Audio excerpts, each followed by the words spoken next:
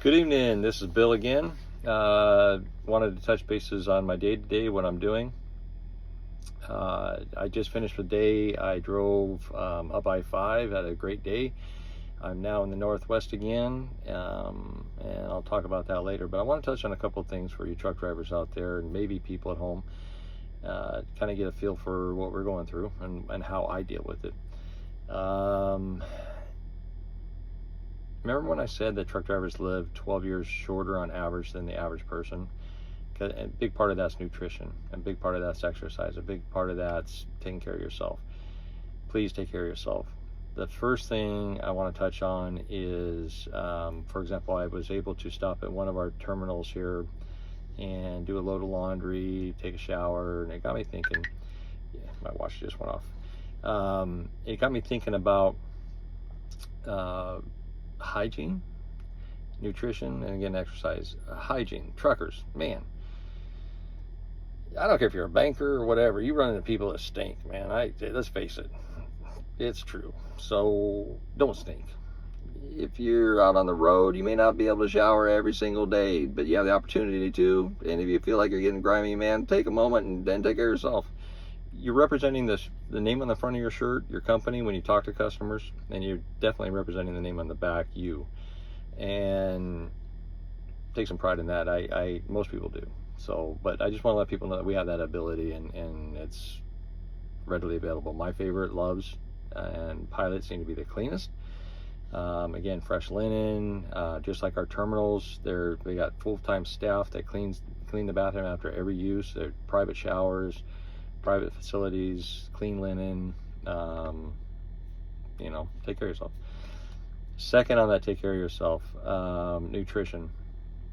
I may like dark chocolate, you may like white chocolate. There's no right or wrong, whatever. So I'm not going to get into what I eat, but take care of yourself. I don't care if you're sitting at home and you're eating fast food every day. It's not good for you, right? I'm not preaching. I'm just saying. Captain Obvious again. About 4 months ago, TMI, promise gave a G. I got out of the shower and I got a glimpse of myself and I was shocked. I started out doing flatbed for quite a while. Flatbed, you're throwing chains, you're throwing binders, heavy stuff. You're putting 4x4, 7-8 foot wide, long dunnage, they call it, wood on the base of the deck, maybe 7, 8, 10, 12 of them.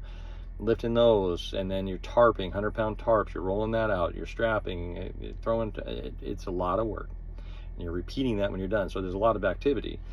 I wanted to get home to my hometown more often, so I switched to your regular dry van. I'm going to talk about trucking later and the differences. Dry vans are your typical trucks you see going down the road. They're the box, and so I call it general merchandise.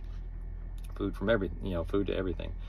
When I got out of the shower, I looked at myself and I was shocked. So I grabbed the old Google machine, started looking at it. I started counting my toes and my fingers. I pulled out my algebra from way back in the day, started doing some calculations. I was nervous, man. I was scared to death. And then I came to the conclusion, I know, I'm not as dumb as some of you think. Guess what? I wasn't pregnant. I know, Mom and Dad, take a deep breath. Your boy's fine. We're not expecting. Anyway, I was not happy. So I decided to make an effort on getting healthy. And so 4 months, down 22 pounds, I'm about where I want to be. I am where I want to be as far as that goes. Again, this isn't about me. I'm just letting you know that you can be healthy and drive a truck, okay? Couple things to keep in mind. I set a goal, personal, that I walk every day.